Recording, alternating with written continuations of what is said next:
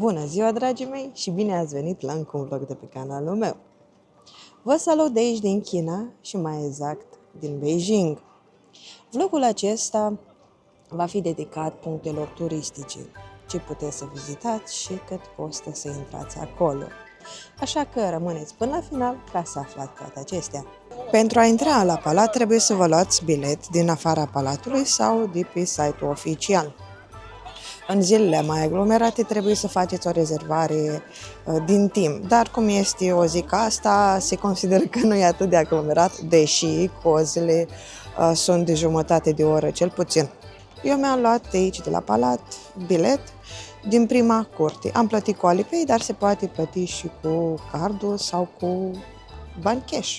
Este bine să veniți aici până în 10:30, fiindcă după aceea se aglomerează foarte mult, mai ales atunci când este cald. De asemenea, puteți să luați un ghid de aici sau un ghid audio.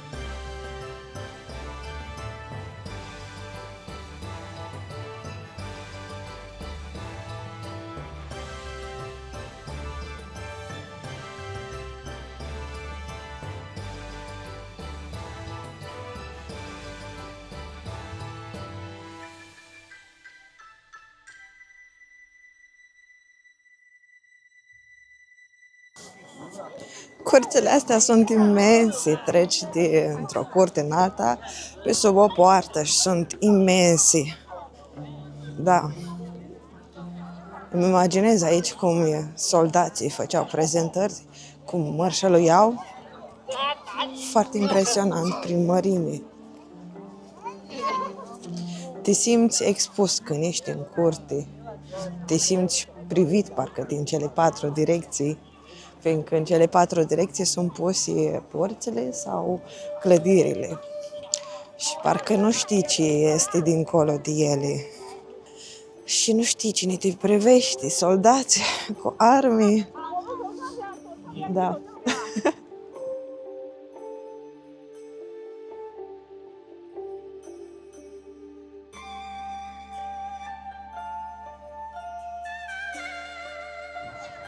Ce borduri frumoase și deloc decorative, adică pe lângă faptul că sunt decorative, mai au și un alt rol simbolic. Da, scriu realitatea. Orice este casă, orice este templu, palat, orice este clădire, este o reprezentare a universului în miniatură, a realității acestea. Dacă Beijingul ar fi un organism viu, atunci orașul interzis ar fi fără îndoială inima lui. Un loc unde, timp de aproape 500 de ani, s-a decis destinul uneia dintre cele mai mari civilizații ale lumii. Pășesc prin porțile masive ale orașului interzis și simt imediat că nu e doar un complex de clădiri, e o lume închisă în sine. Construit între 1406 și 1420, în timpul împăratului Yongle Emperor din dinastia Ming, acest loc a fost centrul puterii imperiale chineze timp de 24 de împărați, până la căderea ultimului împărat, Puyi, în 1912. Dar de ce interzis? Pentru că, în trecut, accesul era strict controlat. Nimeni nu intra sau ieșea fără permisiunea împăratului. Era un univers paralel unde împăratul era considerat fiul cerului, legătura directă dintre oameni și cosmos. Arhitectura este, sincer, copleșitoare. Vorbim despre peste 980 de clădiri și aproximativ 9000 de camere. toate organizate după principiile stricte ale Feng Shui și simbolismului confucianist.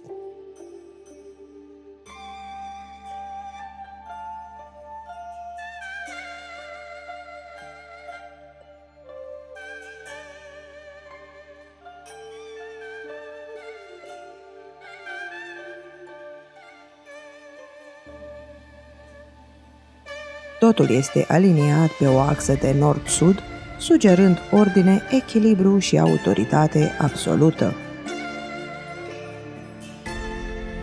Acoperișurile aurii nu sunt doar pentru estetică. Galbenul era culoarea exclusivă a împăratului. Roșul zidurilor simbolizează norocul și protecția. Iar fiecare detaliu, de la statuile de pe acoperiș până la curțile interioare, spune o poveste despre putere, ierarhie și control. În centrul complexului se află Sala Armoniei Supreme, locul unde aveau loc cele mai importante ceremonii imperiale.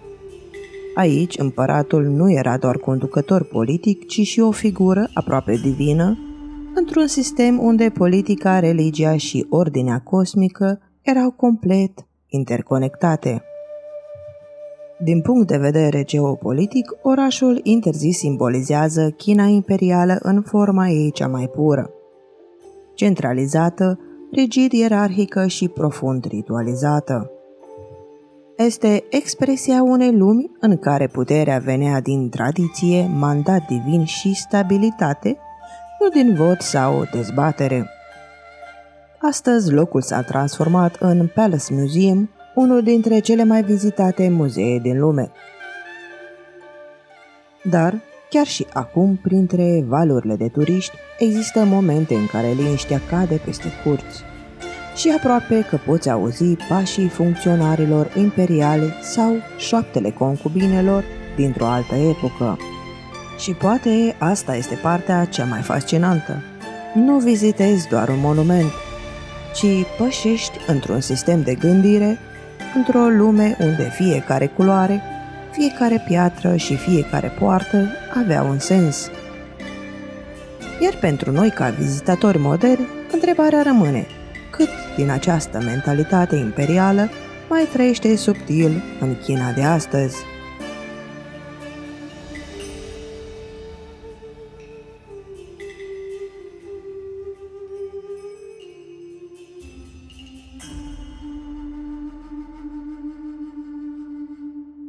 Și a doua oprire este Jingsan Park, fiindcă este vis-a-vis de palat. Și aici o trebuie să plătesc intrarea și să trec prin securitate.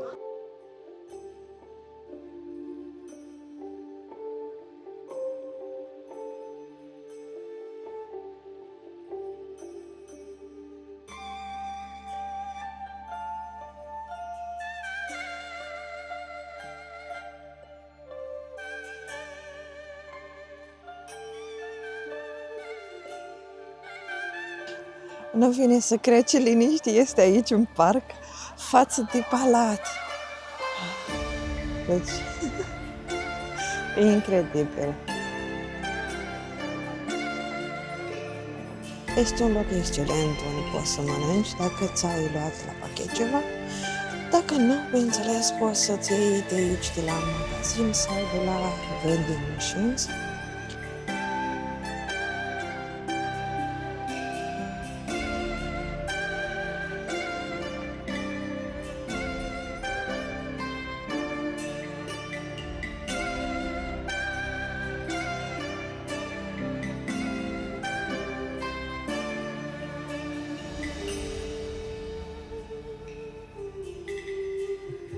După ce ieși din labirintul perfect ordonat al orașului interzis, ai impresia că ai văzut tot. Dar adevărul e că abia acum începe perspectiva. La doar câțiva pași se află Jingsan Park, un loc care la prima vedere pare doar un parc liniștit, dar în realitate este unul dintre cele mai simbolice puncte din Beijing.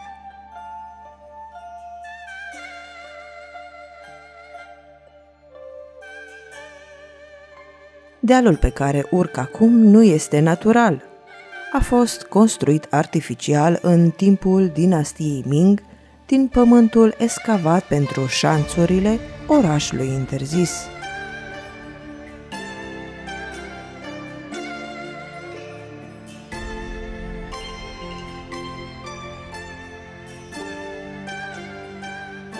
Practic, stau pe ceea ce a fost cândva fundația ascunsă a puterii imperiale.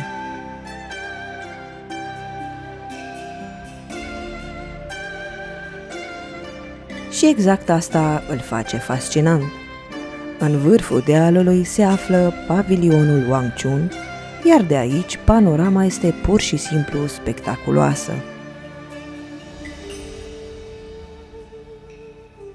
Pentru prima dată vezi orașul interzis în întregime. Simetric, imens, aproape ireal. Din acest punct înțelegi ceva esențial. Nimic nu a fost construit la întâmplare. Întregul oraș a fost gândit ca o extensie a ordinii cosmice, conform principiilor Feng Shui. Iar acest deal, plasat strategic în nord, avea rolul de a proteja palatul de energiile negative. Dar Jingsang nu este doar despre frumusețe și echilibru. Este și locul unde se încheie simbolic o epocă. În 1644, ultimul împărat al dinastiei Ming, Shongzhen Emperor, s-a sinucis aici, pe acest deal, în timp ce rebelii intrau în Beijing. Un gest disperat care a marcat sfârșitul unei dinastii și începutul unei noi ere, cea a dinastiei Qing. Și dintr-o dată, liniștea parcului capătă o altă greutate. Astăzi, Jingsang Park este plin de localnici care cântă, dansează sau pur și simplu se bucură de natură.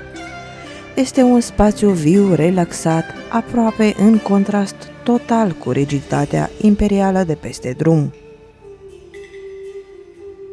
Dar, dacă te oprești o clipă și privești peste acoperișurile aurii ale orașului interzis, îți dai seama că acest loc nu este doar un punct de belvedere. Este locul unde vezi la propriu cum arată puterea absolută și poate, pentru prima dată, o înțelegi cu adevărat.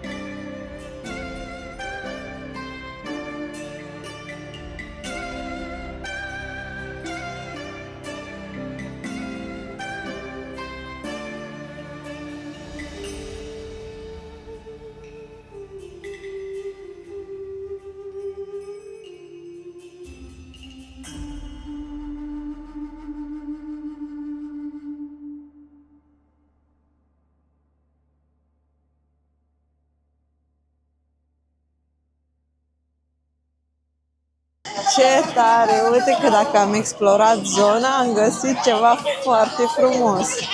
E o zonă pietonală, plină de magazine, restaurante și entertainment. Foarte fain.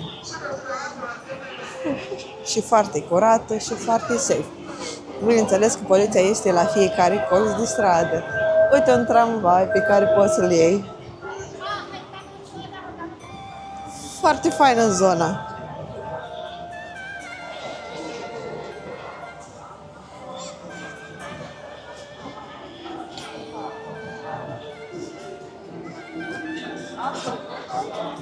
Se numește Xiamen. Sper că pronunț bine, dar cu siguranță nu pronunț. Este zona dintre Palat și The Heaven Temple. E o zonă pietonală și foarte faină.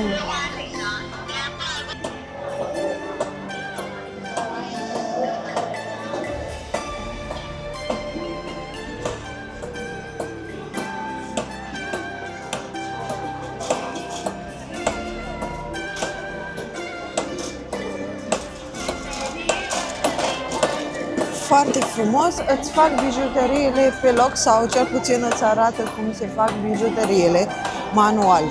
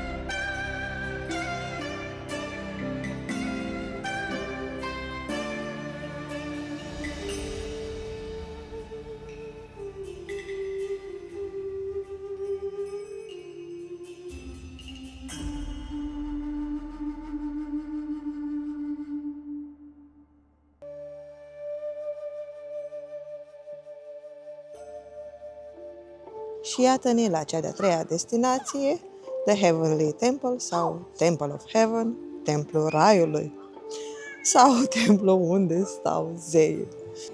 Țineți minte faptul că Beijing este foarte mare și că pe hartă distanțele pot părea mici, dar în realitate nu sunt. Așa că luați de la palat sau de oriunde v-ați afla un Didi, un taxi, ceva, o metodă de transport. Doar dacă vreți să vă plimbați și explorați zona, puteți să veniți pe jos. Dar ar fi mai ideal să luați un Didi, un taxi prin aplicația Didi, ca să puteți aici să mergeți mai mult, să nu vă obosiți pe drum și când ajungeți aici să fiți epuizați.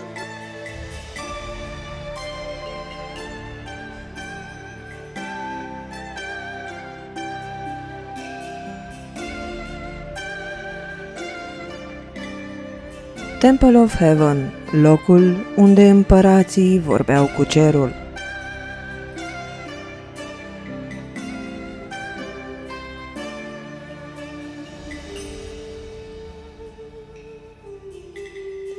După puterea absolută din orașul interzis și perspectiva de la Jinghan, ajung într-un loc care schimbă complet energia, Temple of Heaven.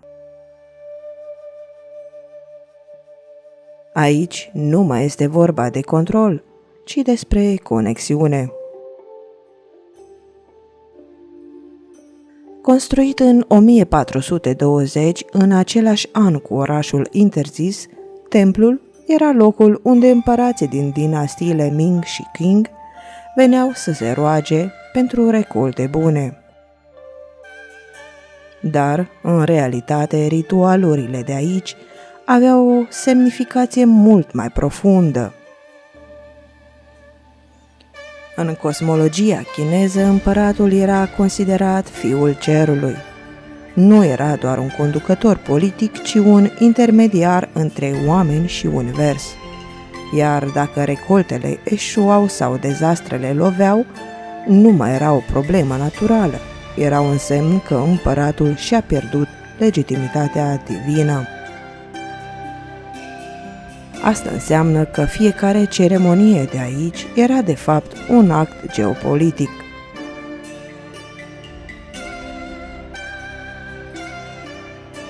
Cel mai impresionant loc din complex este sala rugăciunii pentru recolte bune. O clădire circulară, perfect simetrică, construită complet din lemn, fără niciun cui.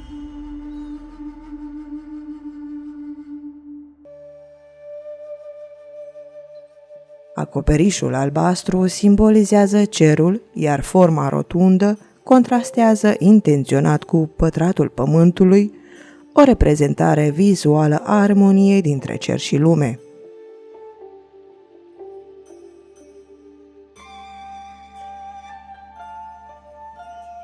Totul era construit pe bază de simboluri numerice, 3, 9, 12, numere sacre din cultura chineză. Fiecare treaptă, fiecare coloană, fiecare platformă avea un sens.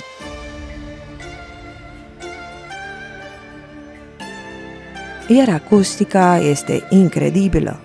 În anumite puncte, șoaptele se propagă pe distanțe surprinzătoare, ca și cum spațiul însuși ar amplifica dialogul dintre om și cer.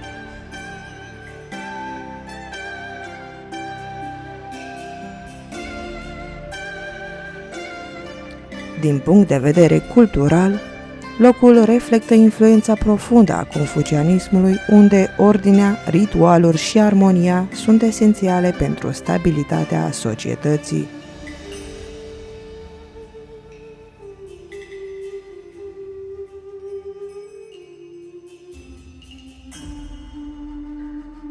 Dar astăzi templul nu mai este rezervat împăraților. Parcul din jur este plin de oameni obișnuiți, bătrâni care joacă xiangqi, grupuri care fac tai chi, oameni care cântă sau dansează.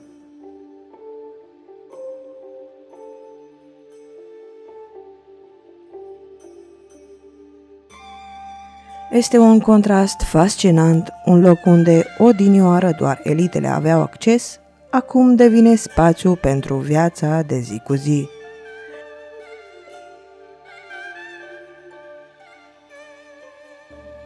Și poate că asta este cea mai frumoasă transformare. De la un loc unde un singur om venea și vorbea cu cerul, la un loc unde oricine poate veni să respire, să se miște și să se conecteze în felul lui cu ceva mai mare. Iar când stai aici și privești în sus, spre acoperișul albastru, nu poți să nu te întrebi: Cât din această nevoie de armonie universală a rămas chiar și în lumea modernă?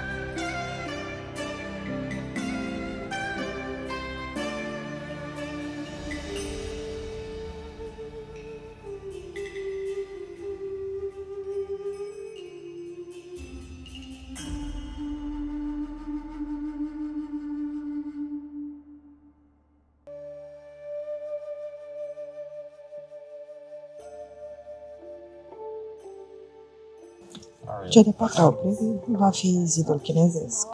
Pentru asta, am rezervat o excursie cu niște chizi locali care asigură și transportul prin trip.com. Rămâneți până la final să vă spun cât au costat intrările.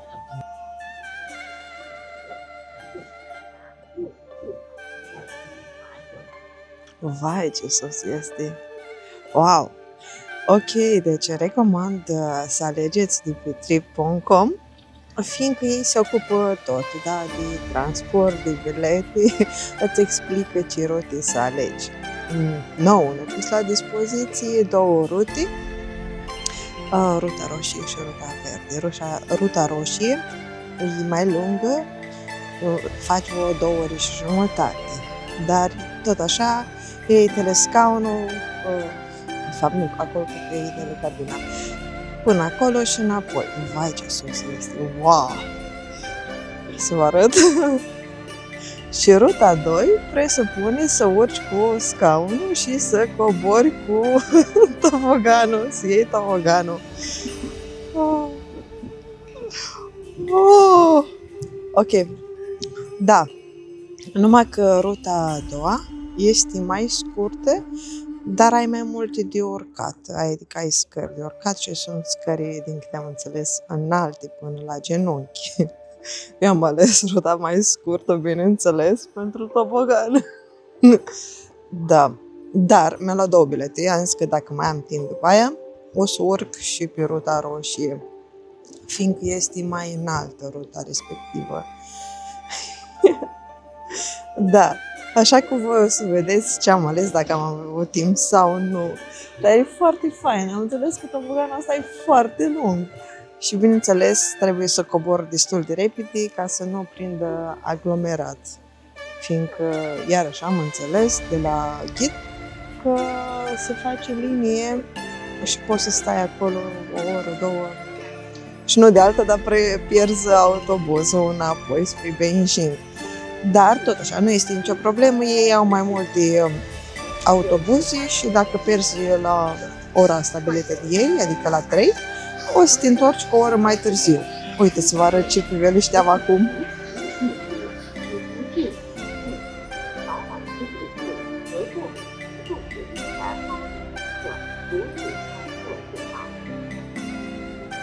Uitați, vedeți cum este toboganul și poți să controlezi viteza cu care cobori.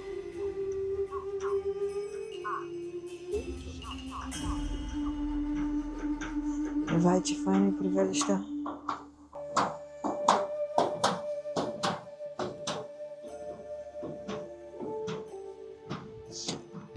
Când veniți aici, să țineți minte faptul că este cu câteva grade mai frig aici, fiindcă este munte, bineînțeles, să vă îmbrăcați mai gros, deși, dacă mergeți mult sau urcați scările, o să vă încălziți. Dar de preferat ar fi să aveți ceva să puneți extra pe voi.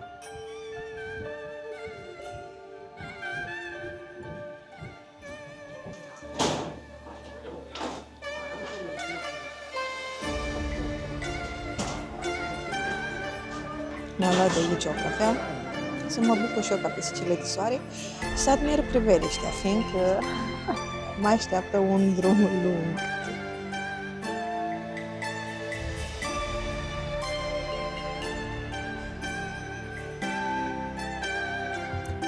Marele zid chinezesc, granița dintre lumi.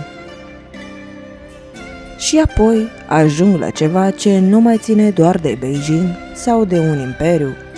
Ajung la simbolul suprem al Chinei, Marele zid chinezesc.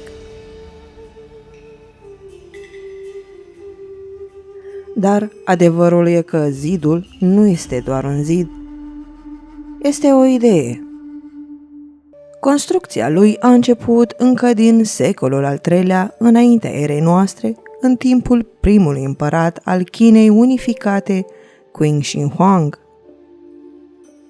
Scopul? Să apere imperiul de triburile nomade din nord. Dar ceea ce vedem astăzi este în mare parte rezultatul reconstrucțiilor din dinastia Ming, când zidul a fost întărit și extins la o scară incredibilă.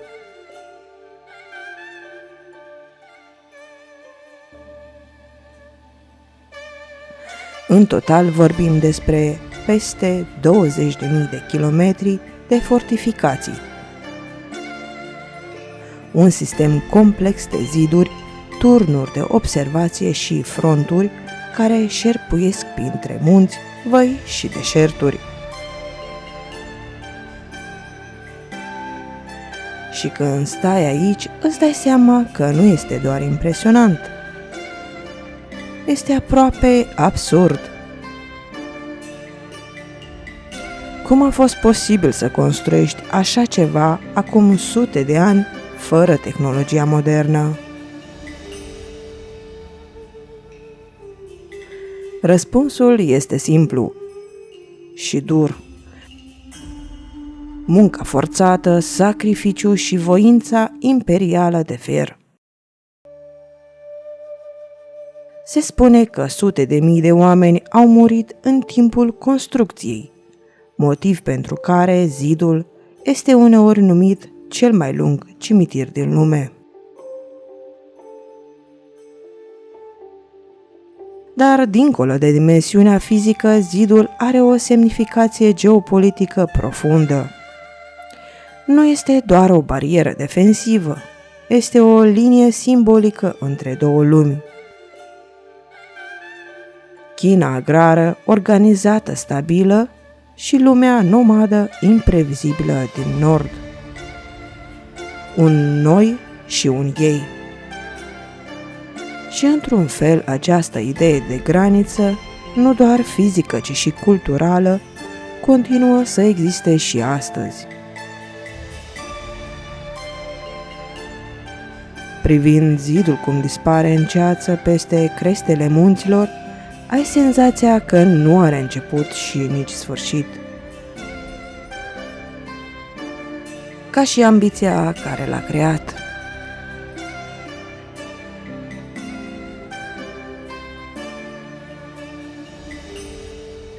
Iar întrebarea care rămâne nu este doar cum au construit asta, ci mai ales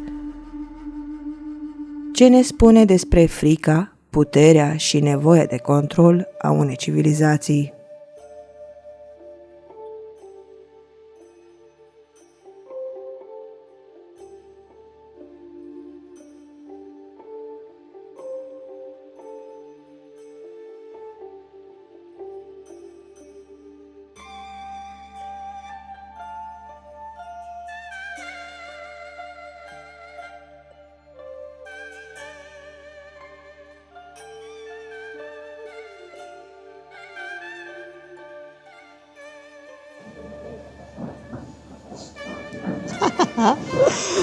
Da, să vedem cum mă distrez eu acum. Sunt porțiuni mai libere și porțiuni mai aglomerate, că aici Talpogan, dar ideea e că poți să controlezi chestia asta pe care te afli, senuța asta, ai frână.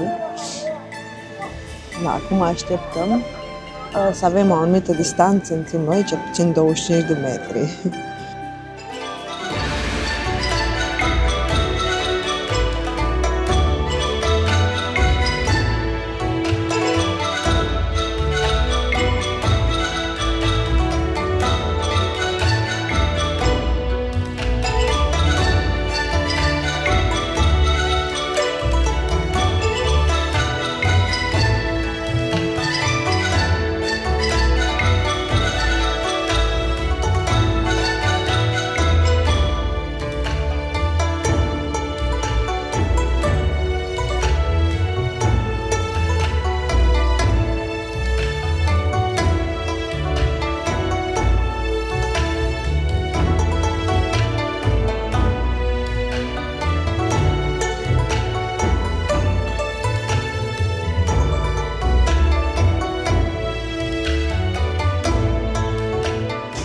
Deci a fost bestial.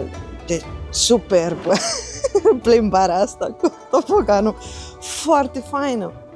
Veniți aici și dați-vă pe topogan. Și dacă chiar vreți să mergeți pe tot zidul, luați-vă amândouă tururi. Foarte fain. Acum e timpul să escaladezi cealaltă parte.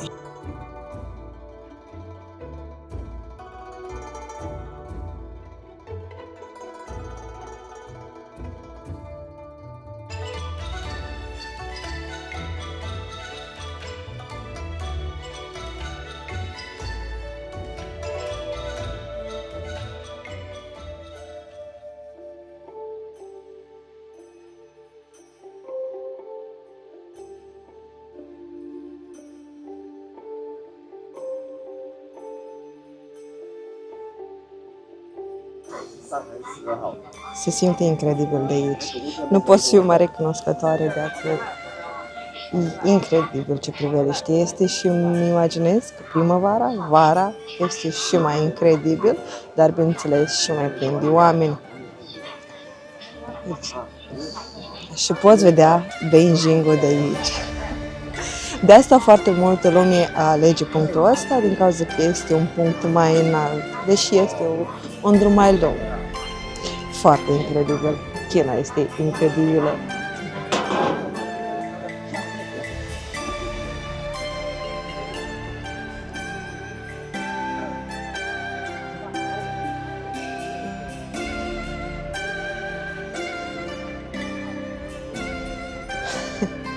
De-abia acum realizez faptul că zidul trece peste munte. Deci în cel mai înalt punct este zid. Se numește Hero Point. Dar nu o să merg până acolo, o să merg numai până la baza următoare. Fiindcă aș prefera să stau să admir priveliștea. Fiindcă atunci când mergi, te uiți pe unde calci. Să nu pășești cumva greșit, fiindcă este puțin denivelat drumul. Da, partea asta am înțeles că a fost deschisă recent. Asta înseamnă că a fost și renovată recent. Nu știu, din 80 și ceva e deschisă partea. Da, e foarte fain priveliște alea. It's amazing. Acum de-abia îți dai seama cât mare este China. Like, imensă. Hai să vedem cât de înalt este. Nu e așa de înalt. Ok. Puteau totuși escalada pe aici zidul.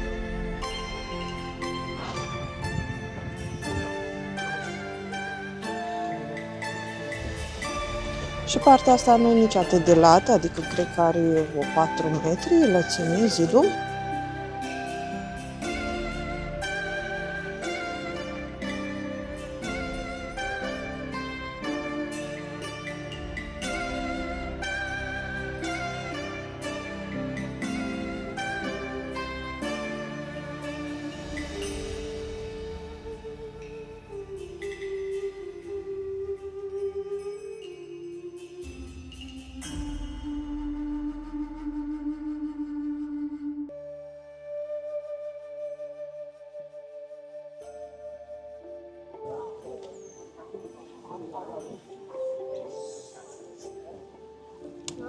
Și iată ne ajungi la ultimul nostru punct de pe listă, de Lama Temple.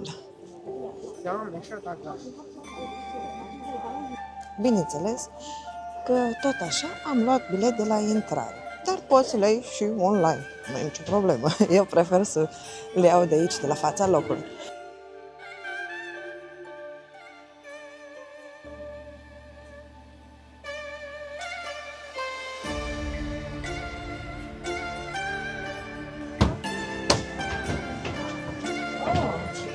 Dintr-o curte interioară intrăm în alta și suntem întâmpinați de câteva sute de oameni. De o parte și de alta ai două clădiri, clopote.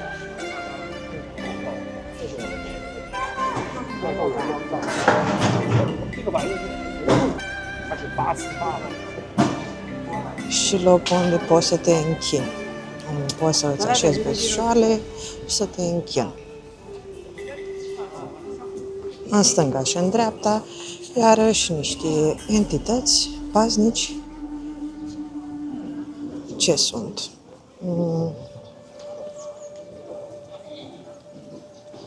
Să merg mai aproape. Par a fi niște lei, dar e o combinație. Ce armură au pe ei și clopoței.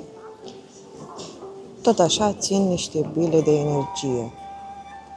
Se joacă cu ele.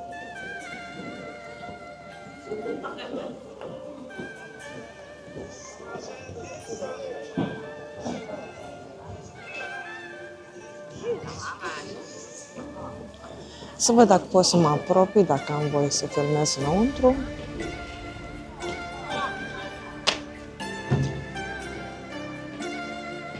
Deși, e bine să fim politicoși.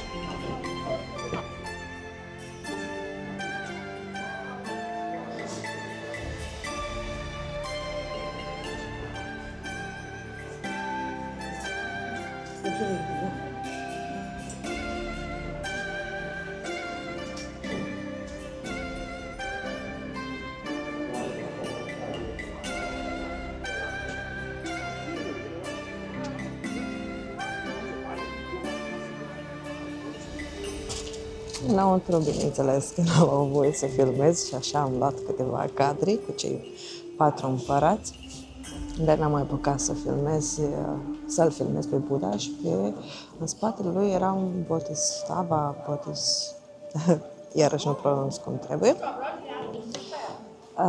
Da, super interesant, mai ales armorile lor și toate simbolurile din jur. Tavanul era plin de simboluri, același simbol care se repeta și totul forma un fel de mantră cerească, un etaj tavan energetic.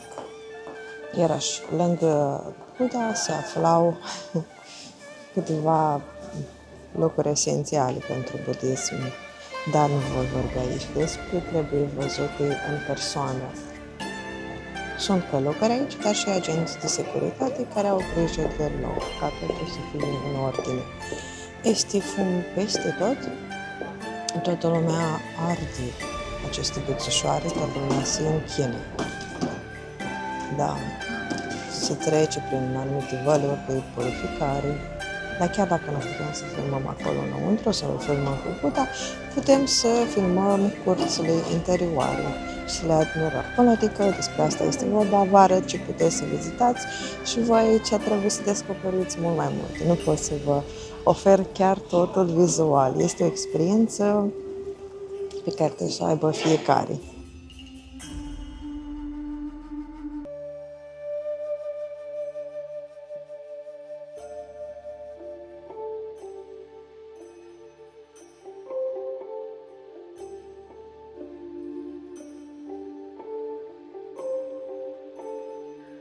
Lama Temple, liniștea din mijlocul haosului. După grandoarea imperială și dimensiunea aproape imposibilă a Marelui Zid, ajung într-un loc care schimbă complet ritmul. Lama Temple nu te impresionează prin putere, ci prin stare. De la intrare, aerul este diferit. Mirosul de tămâie, sunetul pașilor încetiniți, fumul care se ridică în spirală, totul te obligă, aproape fără să-ți dai seama, să încetinești.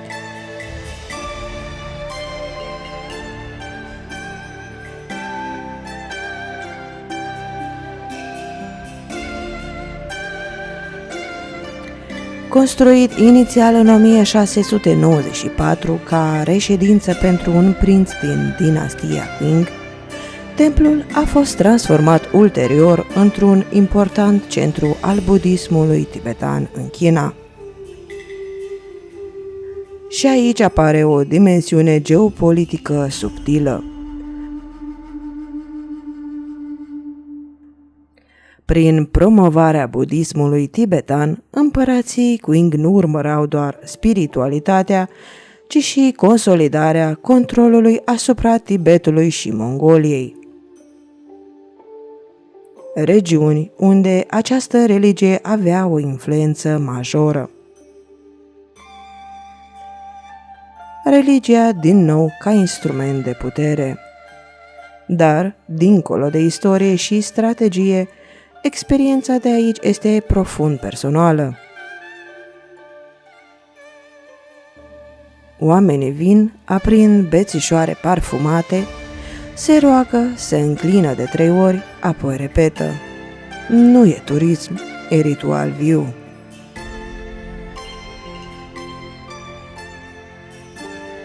Cel mai impresionant punct este sala principală, unde se află o statuie gigantică a lui Maitreya Buddha, sculptată dintr-un singur trunchi de lemn de santal. Are peste 18 metri înălțime și este atât de mare încât Guinness World Records o consideră cea mai mare statuie din lemn sculptată dintr-o singură bucată. Și când stai în fața ei, nu mai contează cifrele, contează liniștea. Este genul de loc unde, pentru câteva minute, zgomotul orașului Beijing dispare complet. Unde oamenii nu mai sunt turiști, ci pur și simplu oameni. Într-un oraș care a fost definit de putere, control și ordine, templul acesta aduce ceva diferit. Introspecție. Și poate că, după tot ce ai văzut, împărați, ziduri, imperii, realizezi că adevărata călătorie nu e doar prin istorie, ci și puțin în interior.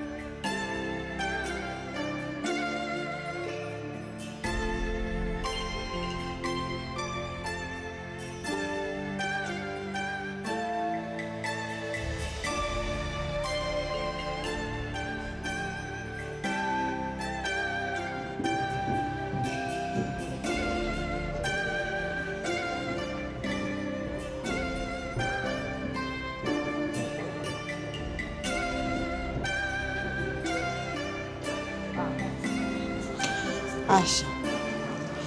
Am ieșit de la templu și acum mă plimb pe aici, pe străduțe. Zona veche are o zonă tip Sikwakif din Doha, cu foarte multe magazine. E plin. Și apoi nu știu unde să te uiți, în stânga, în dreapta, sunt foarte multe lucruri de văzut și așa, ești curios, parcă. Bun, o venit vremea să vă spun cam cât am cheltuit pe șederea mea aici în Beijing și cât au costat intrările. Bun.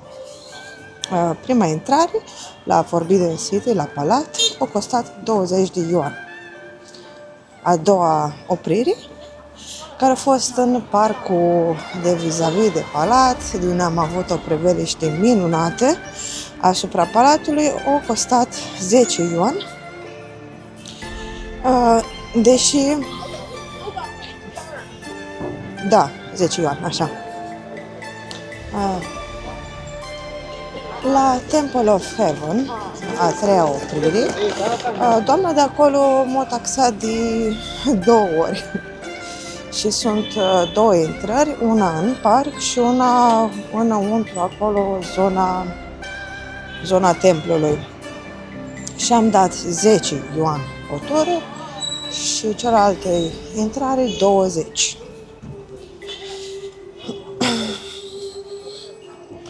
Ca să ajung la marele zid chinezesc, am plătit pe trip.com $15 și apoi înăuntru am plătit ghidul pentru cele 2 intrări la cele 2 părți din zid, 140 de yuan și cealaltă parte tot 140. În total 280 de yuan ambele intrări. Și la ultima oprire, la Lama Temple, am dat 25 de yuan. Bun, și acum câteva cuvinte despre transport, cazare și mâncare. La capitolul transport puteți să dați mult sau puțin, depinde unde vă duceți. De la aeroport până la hotel am dat în jur de 50 de yuan, dar în schimb de la hotel până la Lama Temple am dat 20 de yuan. De la hotel, de la aeroport la hotel am dat atâta din cauza că sunt 25 de kilometri. Da. Bun. Vă puteți deplasa și cu metrou, dar nu am mers, deci nu vă pot spune care sunt prețurile. La capitolul cazare vă pot spune că puteți să găsiți cazare în Beijing mai scumpă față de restul țării, dar totuși destul de ieftin, începând de la $25 pe noapte până la cât vreți voi în sus. Ca să mâncați o masă în oraș, puteți să dați undeva între 40 și 80 de yuan pe masă. Depinde ce mâncați. Până și la Mac, tot dai 60-65 de yuan.